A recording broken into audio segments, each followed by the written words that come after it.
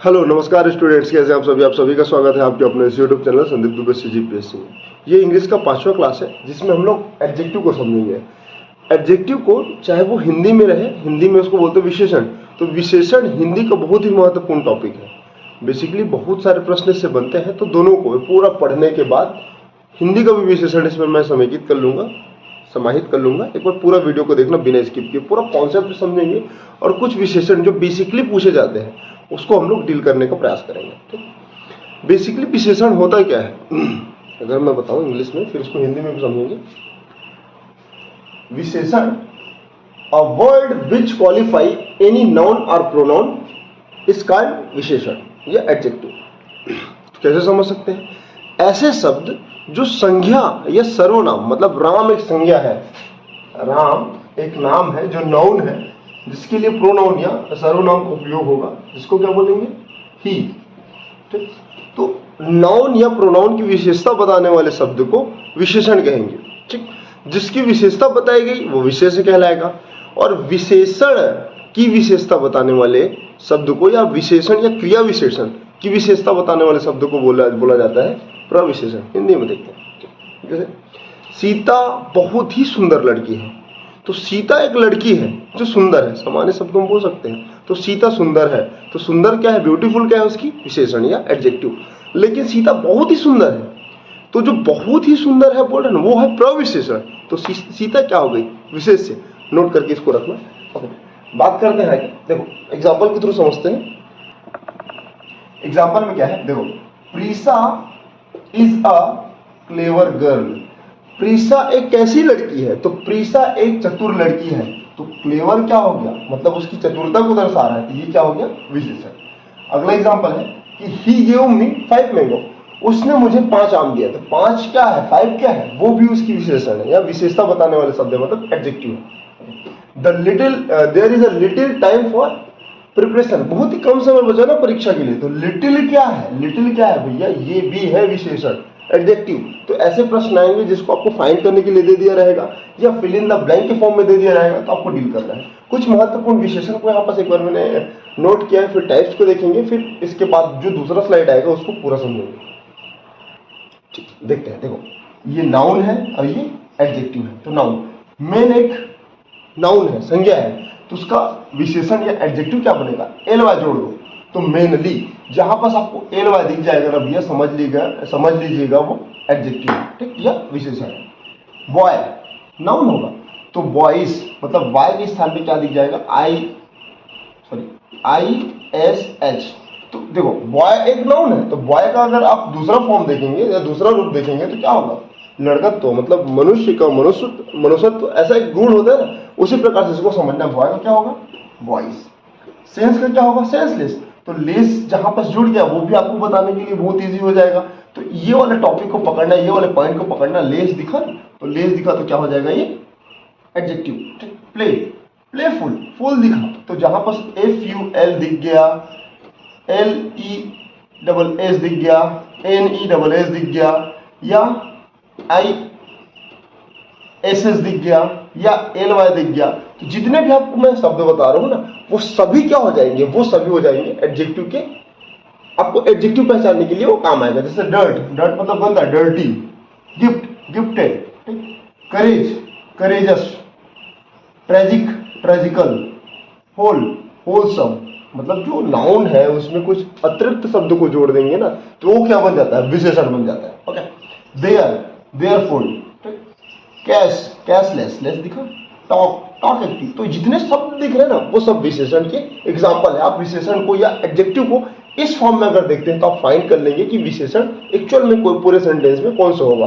और बेसिकली ऐसे प्रश्न बनते हैं ना, तो न सिर्फ CGPSC या CGSI मेंस के लिए बल्कि हर एक एग्जाम के लिए महत्वपूर्ण है। ओके, आगे बढ़ते हैं।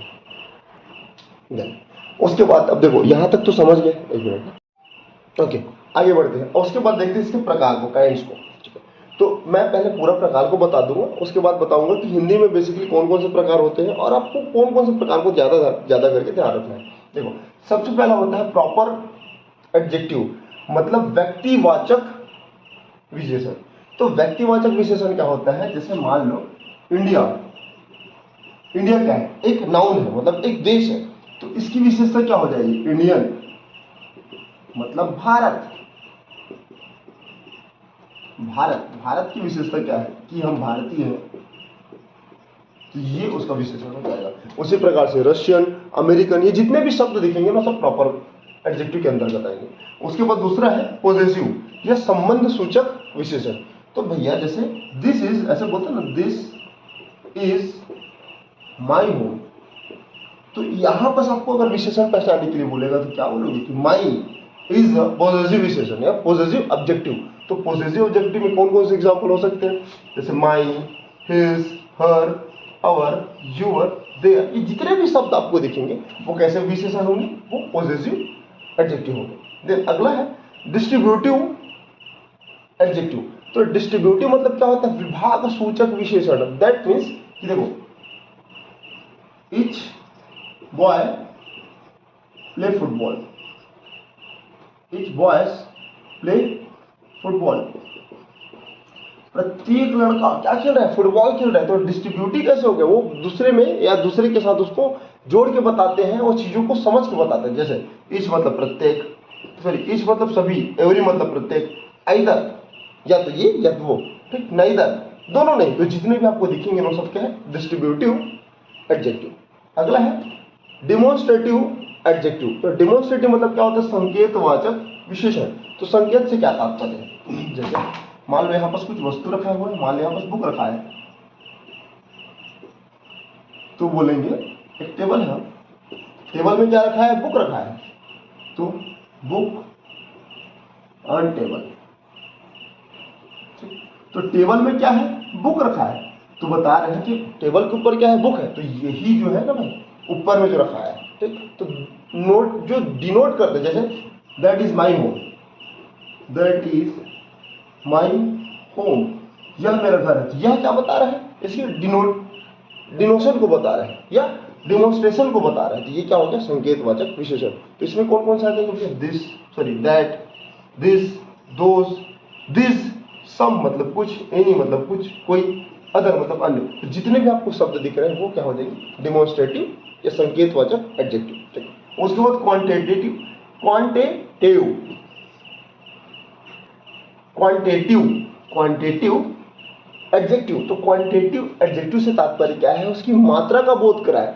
कैसे मात्रा का बोध कराए? जो बहुत ज्यादा है, जैसे देखो मच बहुत ज्यादा, होल पूरा, ऑल पूरा, इनफ पर्याप्त, मोस्ट। तो देखो much, whole, all, enough, must, जितने भी सारे आपको शब्द दिखेंगे वो सब आ जाएंगे क्वांटिटेटिव या परिणामवाचक विशेषण में। अब देखो इसके टाइप को याद नहीं रखना, लेकिन जो एग्जांपल है जो अभी हम लोग देखने वाले हैं, इसको डील करना है, समझना है, तो यहाँ पर ये सब सारी चीजें काम आएगी।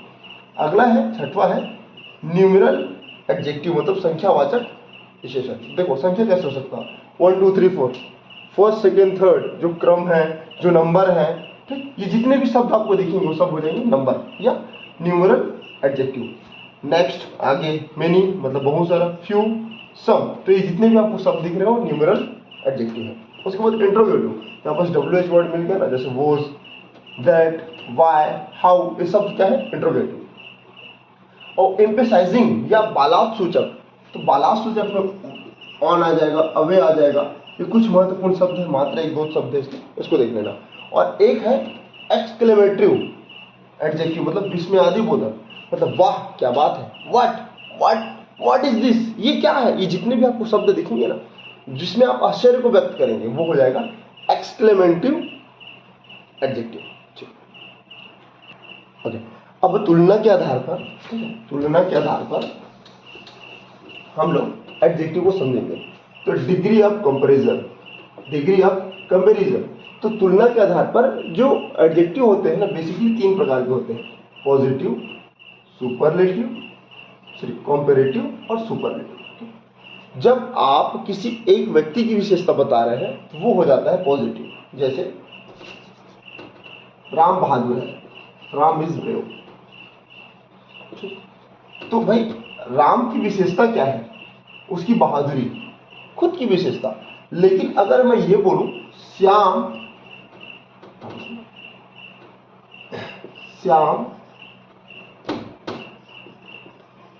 इज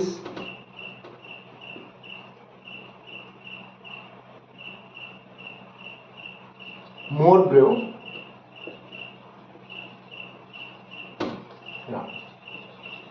श्याम जो है राम से बहुत ज्यादा बहादुर है। तो भाई अब भाई तुलना कर रहे हैं, तो जहां पर दो लोगों का तुलना होता है ना, वहां पर हो जाता है कंपैरेटिव डिग्री, और यही विशेषण की प्रमुख विशेषता है। अब देखिए, देखो यहाँ पर मैं 3 सेंटेंस लिखा हूं जिसमें आपको डिग्री को समझने में थोड़ा आसान होगा। कैसे समझ सकते हैं? देखिए, सबसे पहले सेंटेंस लिखा हूं कि Sita is as beautiful as Radha. तो जहां एज डेस डेस डेस एज लग गया, वो है सबसे पहले पॉजिटिव डिग्री। और इसमें यह बताया गया है कि जो सीता है वो राधा से सुंदर है। लेकिन आप इसको ऐसे बोल सकते हैं कि सीता इज ब्यूटीफुल, ठीक। दूसरा जो दिख रहा है, Sita is more beautiful then Radha.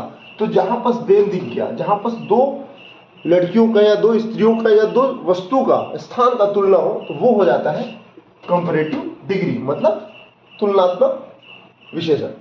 तो जहां पर ये सारी चीजें हैं, याद रखना, तो कंपैरेटिव डिग्री में देन का प्रयोग होता है, ठीक है। तो Sita is more beautiful then Radha. तो जहां पर मोर दिख गया, मोर ब्यूटीफुल दिख गया, वहां पर देन दिख गया, तो ये क्या हो जाएगा? Comparative degree.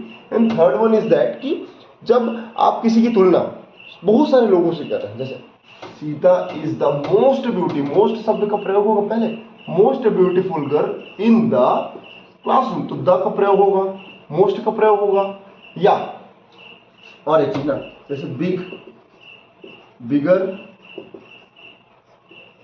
बिगेस्ट, ठीक। तो ये जो हो जाएगा पॉजिटिव डिग्री, ये जो हो जाएगा कंपैरेटिव डिग्री, और ये जो हो जाएगा सुपरलेटिव डिग्री। तो ये भी शब्द दिख गया ना, ईएसटी, तो ये सुपरलेटिव का है, ईआर दिख गया तो कंपैरेटिव का है, और सामान्य जो शब्द दिख गए वो पॉजिटिव डिग्री का है। तो ये तीनों को आपको ध्यान में रखना है, ठीक। कुछ महत्वपूर्ण शब्दावली देखते हैं इससे संबंधित। वैसे तो बहुत सारे शब्द हैं, सबको बताना संभव नहीं है, लेकिन चूंकि आपको एक बार देखना है पुस्तक और इसको भी फॉलो करना है, तो सफिशिएंट रहेगा दोनों को एक साथ मिला के पढ़ेंगे। तो जैसे फेट, फेटर, फेटेस्ट, ठीक है। पॉजिटिव, कंपैरेटिव, सुपरलेटिव, ठीक है। High, higher, highest, good, better, best, many, more, most, handsome, more handsome, most handsome. तो जितने भी ऐसे अगर आपको फॉर्मेट में दिख गया, जहां पर सीएसटी लग गया वो हो जाएगा सुपरलेटिव, जहां पर ईआर लग गया वो हो जाएगा कंपैरेटिव डिग्री, और जहां पर सामान्य जो शब्द दिखेंगे वो हो जाएगा पॉजिटिव डिग्री, ठीक है। चलिए ओके, अभी मैंने ना लगभग 8-9 टाइप्स के क्या बताया एडजेक्टिव के प्रकार। लेकिन अगर आप बेसिकली अगर 9 में जो महत्वपूर्ण 6 हैं अगर उसको देखना चाहोगे तो कौन कौन सा हो सकता है? तो पहला हो जाएगा क्वांटिटेटिव या क्वालिटेटिव। क्वालिटेटिव मतलब होता है गुणवाचक विशेषण, तो गुणवाचक विशेषण हो जाएगा इसका महत्वपूर्ण एग्जाम्पल या प्रकार। तो इसको आपको ध्यान में रखना है। गुण मतलब क्या हो जाएगा? जिसे किसी की अच्छाई बतानी है, किसी की ईमानदारी बतानी है, किसी की बेईमानी बतानी है, मतलब गुड, ऑनेस्ट, डिसऑनेस्ट, ये सभी क्या हो जाएंगे उसकी क्वालिटी में आ जाएगा, क्वालिटेटिव या गुणवाचक विशेषण। उसके बाद हो जाता है क्वांटिटेटिव या क्वांटिटी, क्वांटिटी, क्वांटिटी एडजेक्टिव। तो क्वांटिटी एडजेक्टिव मतलब क्या होता है भैया? थोड़ा, लिटिल, सम, कुछ, मेनी, बहुत। देखो अब some water in the glass, some water मतलब ग्लास में कुछ पानी है, ठीक है। उसके बाद ना क्या है, जितने भी हमारे महत्वपूर्ण एडजेक्टिव है ना उसको एक एक करके देखेंगे, तो कृपया करके ना पूरा वीडियो को देखना है। इसको तो एक बार ओवरव्यू के रूप में देख रहे हैं, एडजेक्टिव हो गया। उसके बाद हो जाएगा पॉजेसिव, मतलब होता है अधिकार सूचक। भैया माई, माई का अधिकार सूचक क्या हो जाएगा? माई, माई मतलब मेरा, माई मतलब हमारा, मेरा, ऐसा रचना। आवर का क्या हो जाएगा? अवर्स, एस लग जाएगा। यूअर का क्या हो जाएगा? यूअर्स हो जाएगा, एस लग जाएगा। हर का क्या होगा? हर्ष हो जाएगा, ठीक। किस का क्या होगा? किस का हिज रहता है। देर का क्या हो जाएगा? देयर्स, ठीक। उसके बाद नंबर मतलब संख्यावाचक विशेषण, फर्स्ट, वन, सेकेंड, थर्ड, ये सारी चीजें। प्रॉपर मतलब व्यक्तिवाचक विशेषण, जैसे भारत, इंडिया तो इंडियन, रशिया, रशियन, और इंट्रोगेटिव मतलब प्रश्नवाचक विशेषण। अब कुछ महत्वपूर्ण विशेषण को एक एक करके समझते हैं।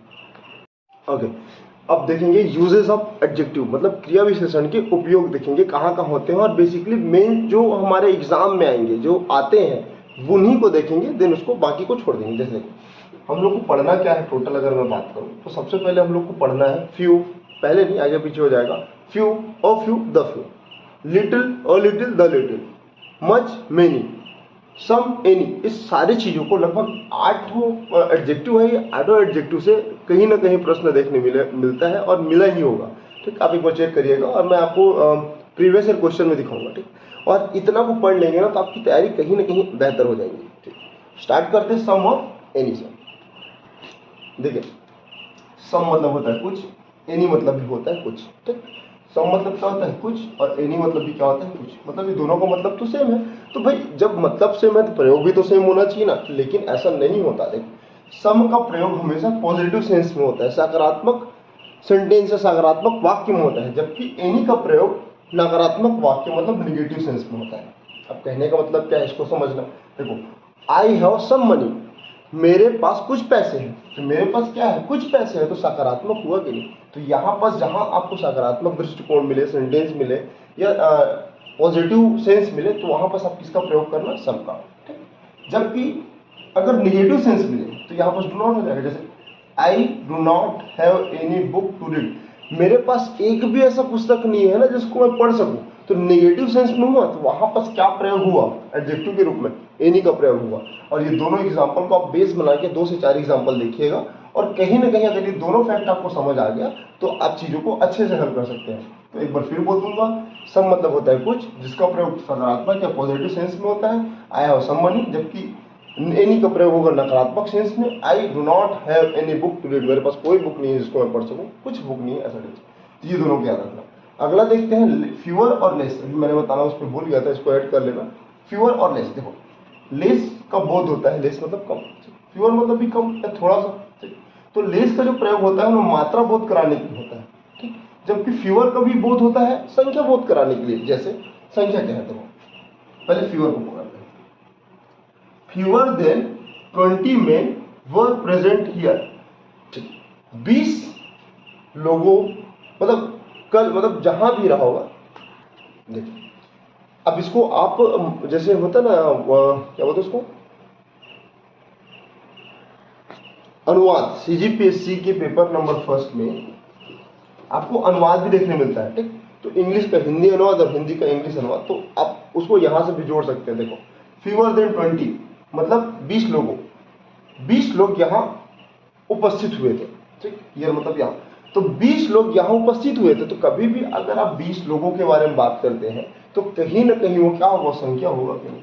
ठीक, अब दूसरा, not less than 2 kg, not less than 2 kg मतलब 2 किलो से कम नहीं ना। और price were there in pot, मतलब एक पॉट है जिसमें, ठीक, 2 किलोग्राम से कम राइस मतलब चावल नहीं आ सकते या नहीं आएंगे, मतलब ज्यादा ही आएगा। तो कुल मिला के जहां निगेटिव सेंस दिखा, ओके, जहां मात्रा दिखा, वहां पर क्या लग गया, लेस। अब मात्रा दें, अगर आपको शक्कर खरीदना है, ठीक, तो शक्कर तो भाई 2 किलो मंगोगे, 3 किलो मंगोगे, तो ये तो हुआ ना मात्रा। ऐसा थोड़ी बोलोगे 4 तो शक्कर दो, तो 4 शक्कर नहीं होता, वो केजी में होता है, वो मात्रा में होता है।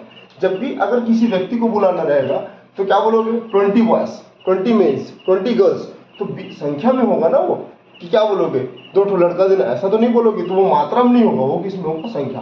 तो ये दोनों को आपको याद रखना है। ओके, अगला हम लोग देखते हैं फ्यू और फ्यू और द फ्यू। ठीक है, तीनों को देखते हैं, समझने का प्रयास करते हैं। इसको थोड़ा ध्यान में रखना, याद करने का प्रयास करना। देखो, फ्यू मतलब होता है थोड़ा, तो फ्यू का जो अलग अलग सेंटेंस, जैसे फ्यू और फ्यू, द फ्यू, तो इसमें उसका मीनिंग बदल जाता है, और ये हमेशा काउंटेबल नाउन के लिए प्रयोग होता है। जैसे फ्यू, फ्यू मतलब होता है कुछ नहीं। कई बार हम लोग ना नॉट का भी प्रयोग नहीं करेंगे, फिर भी ऐसा शब्द आता है जिसमें लगता है कि वो एक्चुअल में निगेटिव नहीं है, लेकिन दिखने में निगेटिव नहीं है, लेकिन वास्तविक जब उसका मीनिंग आप खंगालेंगे ना, समझ आएगा कि वो नकारात्मक शब्द है। जैसे फ्यू मतलब होता है कुछ नहीं। आई हैव फ्यू बुक्स, मेरे पास कुछ भी पुस्तक नहीं है, कुछ भी नहीं है, वो है कुछ भी। तो यहाँ पर आपको देखने में तो लग रहा होगा कि आई हैव फ्यू बुक्स, मेरे पास कुछ पुस्तक है, लेकिन इसका मतलब भी होता है कुछ नहीं। तो मेरे पास कुछ भी पुस्तक नहीं है, वो होगा फ्यू। ठीक, अगर मैं बोलूं मेरे पास 2-4 पुस्तक है, तो देखो उसके लिए प्रयोग होगा अ फ्यू। तो कुछ थोड़ा, जो मेरे पास है ना, कुछ थोड़ा, वही I have a few books, मेरे पास थोड़े बहुत पुस्तक है। मान लो ये जो संख्या है 2 है या 3 हो सकते हैं, थोड़े बहुत। लेकिन अगर मैं द फ्यू को प्रयोग करूं तो जो कुछ थोड़े मेरे पास है, जैसे मान लो मेरे पास मान लो 500 पुस्तक है, तो ही रीड मतलब I read the few books I had, मतलब मेरे पास जो भी पुस्तक है 5, 6, 10, 15 उसको मैंने पढ़ लिया है।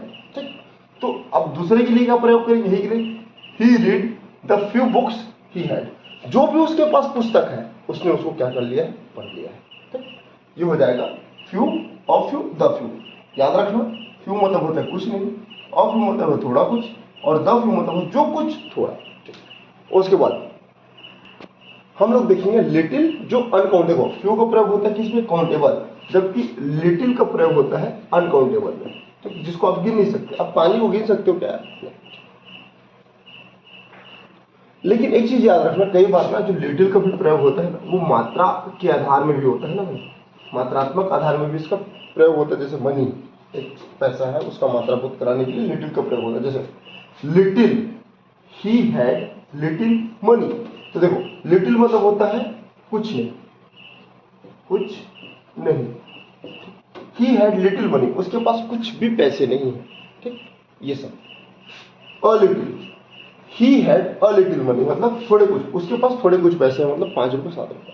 ठीक, द लिटिल, मान लो उसके पास 100 रुपए भी है या 20 रुपए भी है, तो he lost the little money he had, उसके पास जो भी पैसे थे उसको उसने क्या किया, गुमा दिया। तो ये तीनों सेंटेंस आपको अनकाउंटेबल के साथ मात्रात्मक का बोध कराएगा, जबकि फ्यू जो है काउंटेबल के साथ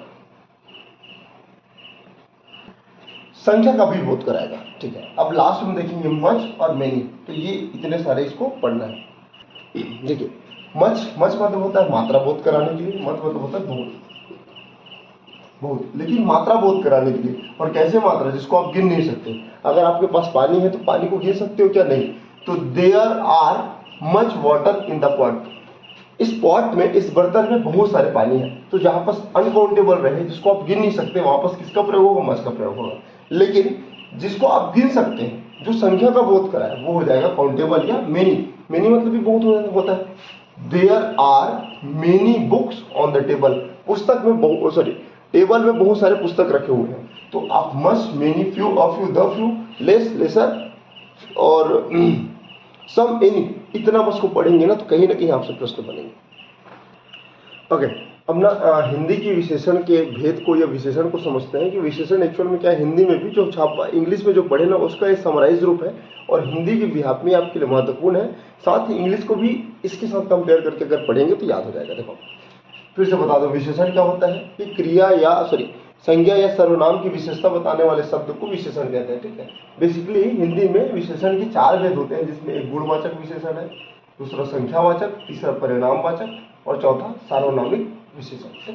तो गुणवाचक विशेषण किसी की दशा, स्थिति, ये सारी चीजों का बोध कराते हैं। जैसे इसको अलग अलग प्रकार से समझ सकते हैं। जैसे गुण, तो किसी का रंग काला है, गोरा है, सफेद है या चितकबरा है, तो रंग के आधार पर उसका गुण को बताएगी, गुण की विशेषता को बताएगी।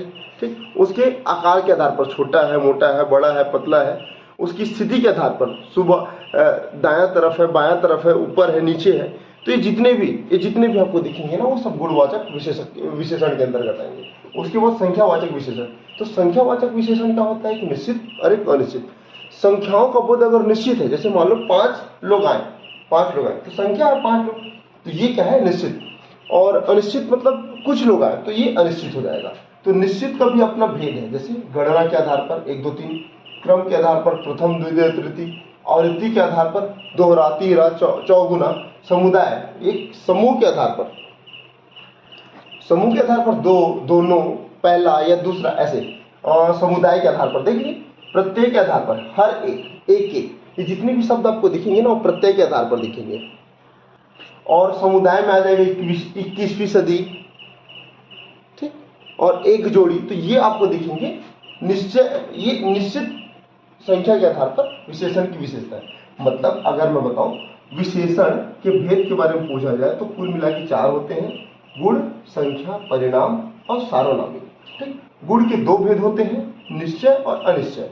ठीक, जबकि निश्चय की 6 भेद होते हैं, गणना के आधार पर क्रम बोधक, आवृत्ति बोधक, समुदाय बोधक, प्रत्यय बोधक और समुच्चय बोधक। ठीक, परिणाम भी वैसी कि भैया आप 5 किलो शक्कर ले गए कि कुछ शक्कर ले गए, तो जहाँ पर आप 5 केजी बोल दिए ना वहाँ पर हो जाएगा निश्चित, और जहाँ पर कुछ शक्कर लेके बोलेंगे तो हो जाएगा अनिश्चित। उसके बाद सार्वनामिक के आधार पर, ओके, अब बता दो सार्वनामिक के आधार पर विशेषण के कितने प्रकार है। तो भैया विशेषण की अगर मैं ओवरऑल के बारे में बात करूँ 4 प्रकार दिखेंगे, तो सार्वनामिक विशेषण चौथा है। तो सार्वनामिक विशेषण भी अपने आप में 4 प्रकार के हैं, संकेतवाचक, संबंधवाचक, अनिश्चयवाचक और प्रश्नवाचक। संकेतवाचक मतलब वे घोड़े बिकाऊ है, संकेत दे रहे हैं कि वो घोड़े है ना वो बिकाऊ है। संबंध, जिस काम को करने में आपको, जिस काम को करने की आपकी इच्छा ना है उस काम को मत करो, या जिस काम को करना ना हो उस पर विचार करना मूर्खता है, ये संबंध को दर्शा रहा है। अनिश्चय, कोई आदमी आ रहा है, जबकि प्रश्न, किस पुस्तक को पढ़ूं, ये सारी चीजें। लेकिन अगर आपसे एक चीज बता देता हूं, कामता प्रसाद जी के अनुसार, कामता प्रसाद जी के अनुसार, एक्चुअल में ना कामता प्रसाद नहीं है, एक्चुअल में ना वसुदेव नंदन प्रसाद, वसुदेव नंदन प्रसाद जी के अनुसार विशेषण के 3 भेद होते हैं। वसुदेव नंदन प्रसाद के अनुसार विशेषण के कितने भेद होते हैं? 3 भेद। पहला सार्वनामिक विशेषण, सार्वनामिक। अगर आपको प्रीलिम्स में अगर ऐसा प्रश्न पूछे ना, अगर प्रीलिम्स में ऐसा प्रश्न पूछे ना तो भैया आप ना 3 लगा के आइएगा, क्योंकि ये जो है ना वसुदेव नंदन जी की पुस्तक में इसको मेंशन किया गया है। पहला चीज ये सोर्स के रूप में काम करता है, और व्यापम ने इसका आंसर 3 ही दिया था। तो एक होता है सार्वनामिक विशेषण, एक होता है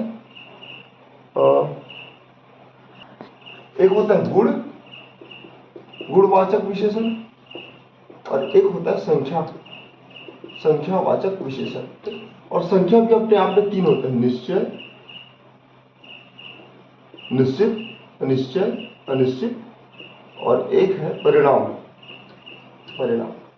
परिणामवाचक संख्या विशेषण।